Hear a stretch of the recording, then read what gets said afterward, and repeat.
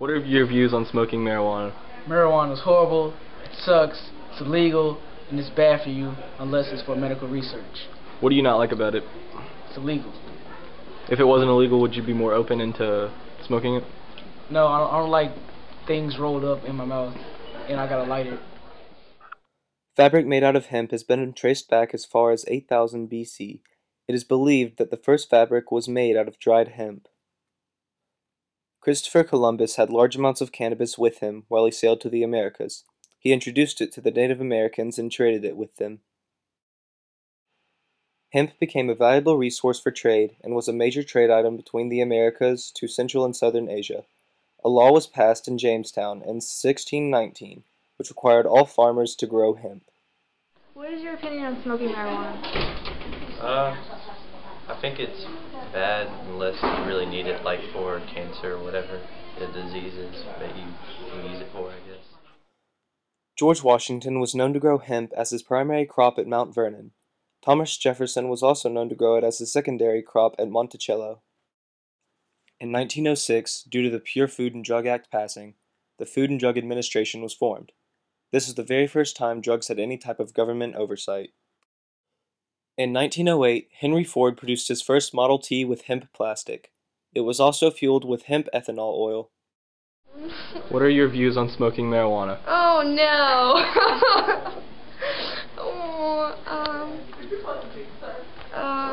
Can I answer this later? Nope. Answer it now.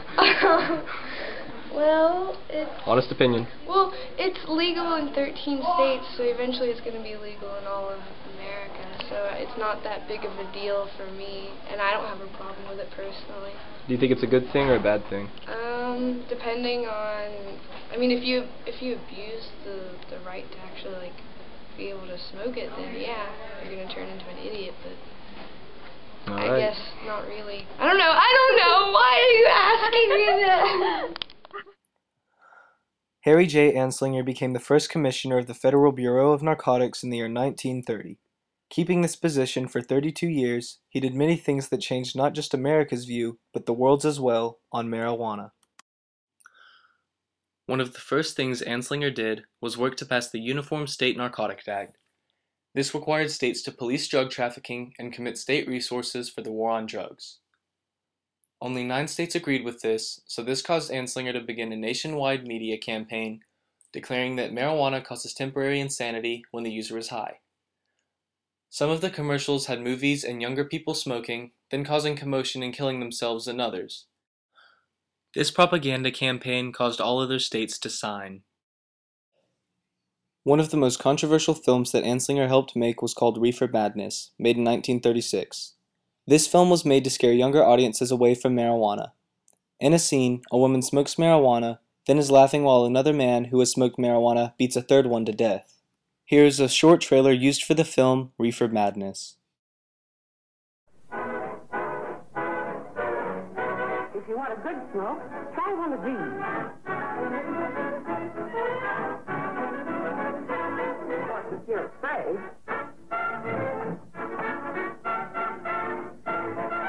That's better. That's more like it. I know you like that. Really, you will. Now just take a puff of it.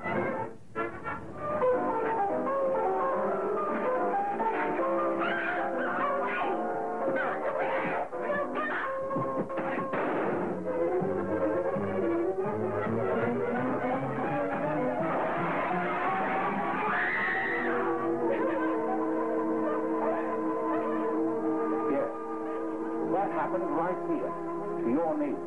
The next tragedy may be that of your daughter, or your son, or yours, or yours, or yours.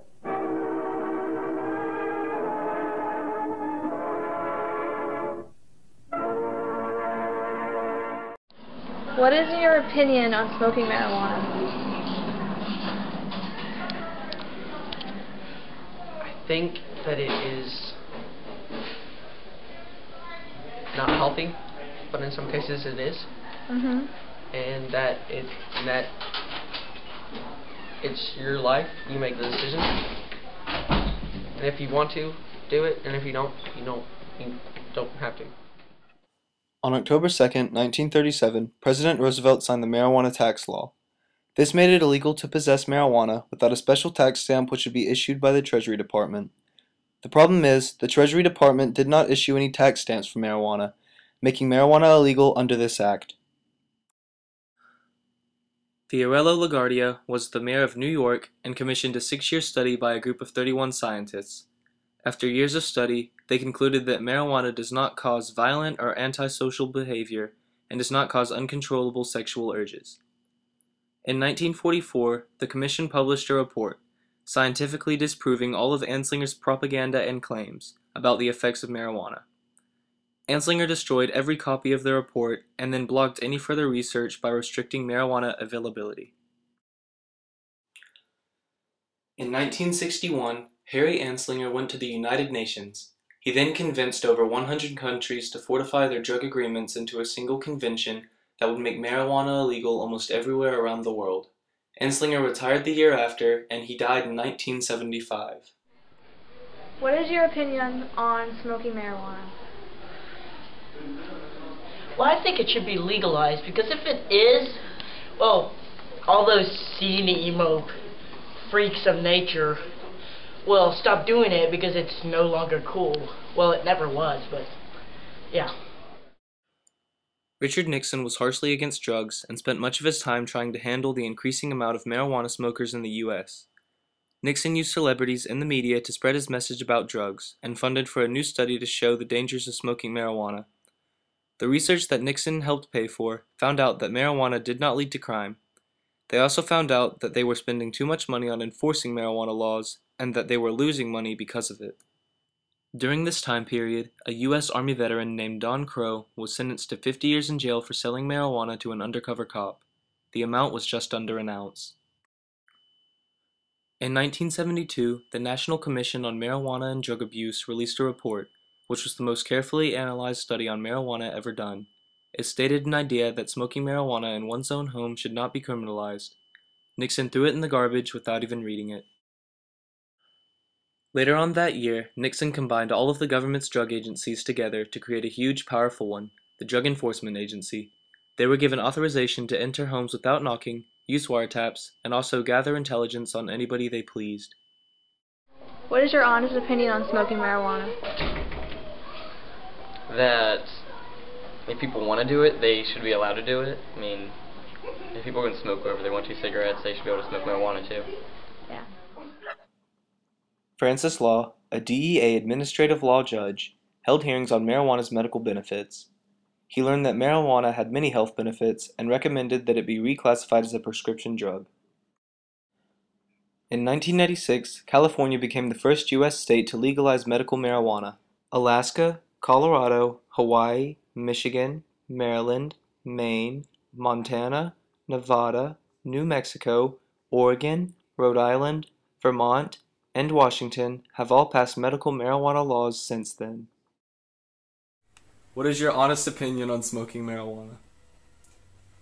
I think it's a drug, it's illegal, and it should stay illegal, and it's just harmful to people. But if you want me to be honest, I think everybody should smoke weed. I mean, at some extent, it can be healthy. It can cure some stuff, and I mean, I think it's good for you, and I think that the police should get off everybody's jock about it and just let it go for once, and just try it for a few years and just make it legal for a few years and see how things go. And if things go bad, if things go good, then let it stay legal, and if things go bad, then let it stay legal anyways. I mean, the government would save a lot of money. I'd save a lot of, other users would save a lot of money. I mean, that's all I have to say about it. This is your country's history of marijuana. What do you believe? Is everything perfect? Or should things change? Was Harry Anslinger a great man or a manipulator? It is all your opinion. Nobody can tell you right from wrong. Voice that opinion. Be heard.